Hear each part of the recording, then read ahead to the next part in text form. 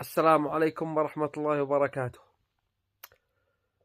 أمس شاهدنا الحكم في قضية الطفلة جنات، ولكن ما قدرنا نفعل فيديو أو نعلق على الموضوع، تعبانين مريضين، والحمد لله على كل حال. أهم شيء، هل الحكم ظالم أو غير ظالم؟ أو أحيانا القاضي ما يظلمكش، أحيانا الذي بيظلمك القانون، أحيانا القاضي يكون عادل والقانون ظالم، وأحيانا العكس، القاضي ظالم والقانون لصالحك. أنا ما قد رأيت واحد يخرج من محكمة وهو فارح مبسوط بالحكم، القاضي عادل والقانون منصف وإلى جانبه. ما بش، يا القاضي يظلمك يا القانون يظلمك. مثل هذه القضية حق الطفلة جنات، المغتصب في القانون ما بش إعدام، مع أن هذا مخالف لشرع الله. المغتصب يعتبر مفسد في الأرض، يقتلوا أو يصلبوا أو تقطع أيديهم وأرجلهم من خلاف أو ينفوا. متى ينفوا؟ إذا ما قد ارتكبوش الجريمة، عادهم بيفكروا بيحاولوا وامتسكوا، ينفوا.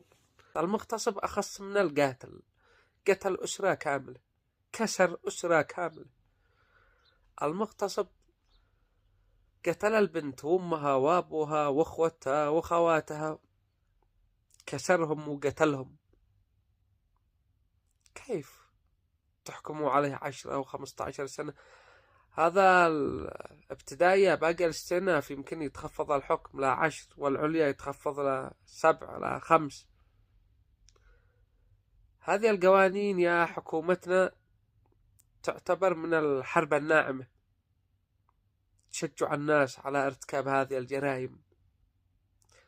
هذه القوانين تتغير يا حكومتنا. المغتصب إعدام لأنه مفسد في الأرض، يقتلوا أو يصلبوا أو تقطع أيديهم وأرجلهم من خلاف شرع الله. هذه القوانين مخالفة للفطرة. هذه القوانين حقكم المغتصب 10 سنوات 5 سنوات، مخالفة للفطرة اليمنية. من هو اليمني الذي راضي يتم اغتصاب بنته ويحكموا على غريمة 5 سنين؟ من هو اللي يرضى؟ ما حد راضي، ولا حتى الكفار راضين. في أمريكا، في بريطانيا، في دول الغرب، المغتصب يحتبس مؤبد 3 4 5 مرات، يندعوا له 300 سنة في الحبس، لا ما يموت ويقوم ويموت ويقوم ما عاد يشوف الشمس. هذا القاضي الذي حكم في هذه القضية يحيى المنصور هو نفس القاضي الذي حكم علي 1.5 سنة وما بش علي تهمة. حكم علي بدون حيثيات. حكم على أحمد علاو 3 سنوات من أجل منشور، نشر أحمد علاو منشور في الفيسبوك قبل 2 سنين من ما يمتسك. منشور يا منشور مدري على ايش بيتكلم قبل 2 سنين، وقد التغى الحساب والمنشور وحكم عليه 3 سنوات. أحكام. حكموا على حمود المصباحي 6 أشهر لأنه صاحبي، تهمته أنه صاحبي.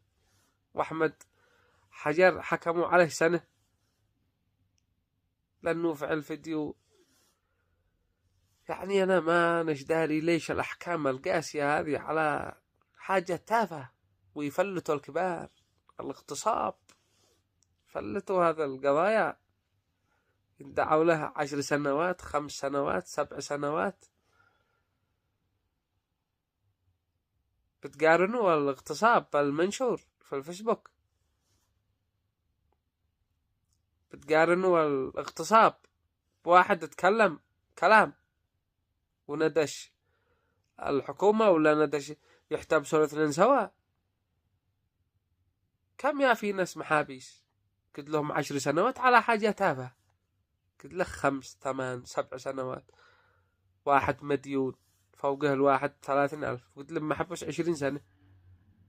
هو المغتصب سواء، المغتصب إعدام من أجلكم، من أجل الشعب، ومن أجل نعيش حياة مطمئنة، نأمن على أولادنا، على بناتنا، على المغتصب إعدام.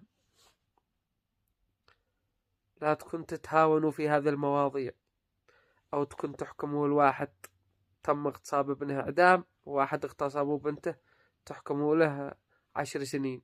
ليش؟